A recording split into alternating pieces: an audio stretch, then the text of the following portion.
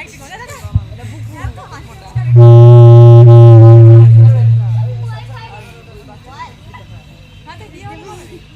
বাবা, রিক্সা গাড়ি এতটুকু খোলের মধ্যে এতে মোটা মোটা লোকের এত জায়গা কিভাবে হয়েছিল কে জানে। কি খোকা, চিনতে পারছো আমাদের? না, আপনারা কে? আরে আমরা এসেছিলাম সেই কবে, ওর কি মনে থাকে? তাছাড়া আপনারা তখন এত মোটা ছিলেন না, এত মোটা কাউকে কখনো দেখিনি। বাবা, নির্মলা ছেলেটি তো আচ্ছা মজার কথা বলে। তা তোমার মা বাড়ি আসে তো কোথায়?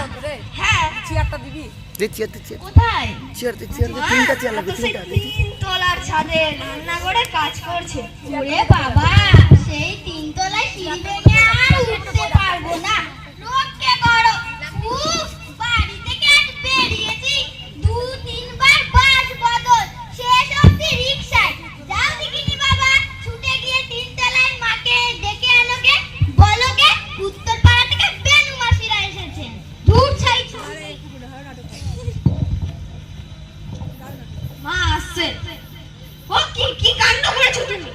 আলমারি ভেঙে বই নামিয়েছো। এই আলমারিটা দেখছিলাম, একেবারে ঘুরিয়ে ছাত্র করে ফেলেছি। বলা শুধু তো খুলেছি। তা খুলবে কেন তুমি? ও বই কার জানো? সেজো কাকা, সেজো কাকা। ছবি থাকবে কি করে? ও তো বড়দের বই। যেমন হাতির মতো চেহারা, তেমন হাতির মতো বুদ্ধি।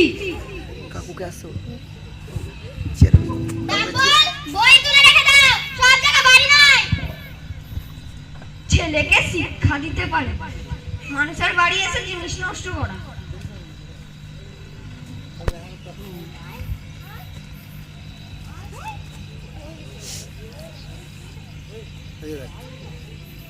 ঠিক আছে, দেখ বললাম না আজকে দেরি ও মা, আমার কি ভাগ্যি ছেনু মাসি বেনু মাসি যে। তা এতদিন পর বুঝি আমার কথা মনে পড়লো। আমি ভেবেছিলাম আমার কথা ভুলেই গেছো।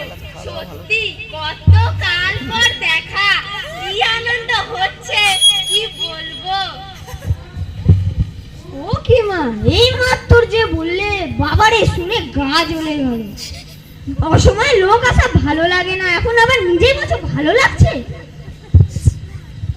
কে কি সর্বনেশে ছেলে রে বাবা। না হয় দু একটি কথা বলেই ফেলেছি, তাই এভাবে হাটে হাড়ি ভাঙতে হবে। দূর হতে ভাগা, কি শুনতে কি শুনেছিস, যা ইচ্ছা বললেই হলো।